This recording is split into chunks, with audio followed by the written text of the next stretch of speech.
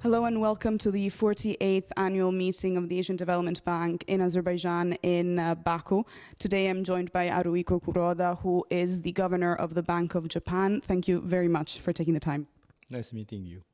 So first off, there was an announcement in April this year that the CPI target of 2% was not going to be met in 2015 and that the Bank of Japan is expecting to hit it in 2016. Now, why did this happen and why are you confident that 2016 will be the good year to achieve 2%? Yeah, basically this slight delay of inflation rate reaching the 2% target that is caused by sharp decline of oil prices in the last half a year or so, more than 50% decline. And every year, inflation rate declined to zero or negative, as you can see, even in the United States, where inflation target had been well met for many years. Headline inflation rate is negative. So likewise in Japan, inflation rate at this moment is around zero. But we expect inflation rate would gradually pick up in the second half of fiscal 2015 and then reach the 2% target in the first half of fiscal 2016. Three factors. One, the economy is growing quite rapidly. 2% this fiscal year, 1.5% next fiscal year. Both of them are well above Japan's potential growth rate, which is at least less than 1%. That's one factor. Second factor is expectation of inflation is well maintained and is likely to further increase in coming months and years. And third factor, as you know, wages in Japan are rising. And this year, spring wage negotiations are likely to result in further rise in wages. So all of these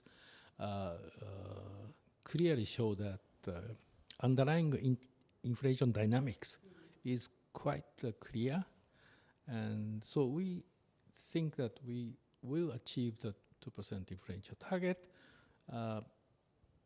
around the first half of fiscal 2016. Slightly delayed, but I think it's perfectly okay. And speaking of increasing wages, some people argue that if wages continue to increase and if the benefits of the stimulus package hit, that actually maybe inflation will reach levels that are higher than the ones Bank of Japan is willing to sustain. Do you agree? Is there this risk? You see, the latest forecast by Bank of Japan Policy Board members show that the inflation rate in fiscal year 2015 would be 0.8%, but in fiscal 2016 it would be 2%, and fiscal 2017 it would be 1.9%.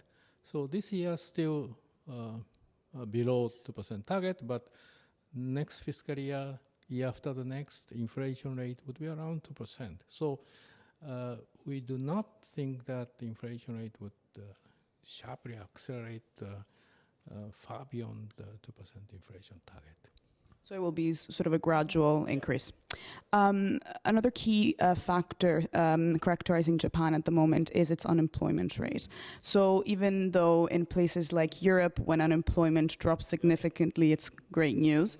In Japan, it reached a point that it's actually below the 3.5% structural employment rate. So right now in March, it hit 3.4.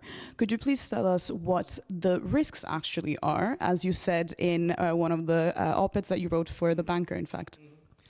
I think on the one hand, it is good because labor market has become tight and is going to be tighter in coming months and years. That means that wages and also prices would pick up, particularly in the second half of this fiscal year. This is good. But on the other hand, in the long run, real GDP growth or real improvement of living standard of the people would be basically determined by medium-term growth potential.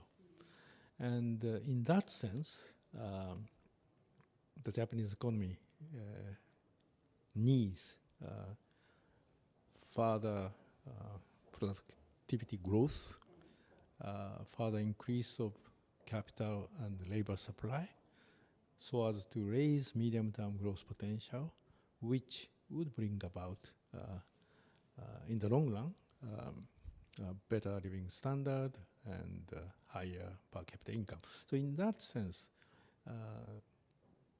growth strategy, structural reforms are absolutely necessary for the Japanese economy to improve its performance in the sense that higher per capita income, higher living standard. But as I said, in the short run, the tighter and tighter labor market conditions mean that the economy can eradicate deflationary pressures and can approach the 2% inflation target. So it looks like Japan might be at a turning point to tackle both the tightness of the labor market as well as the deflation problem of the last 20 years. Thank you so much for your time. Thank you.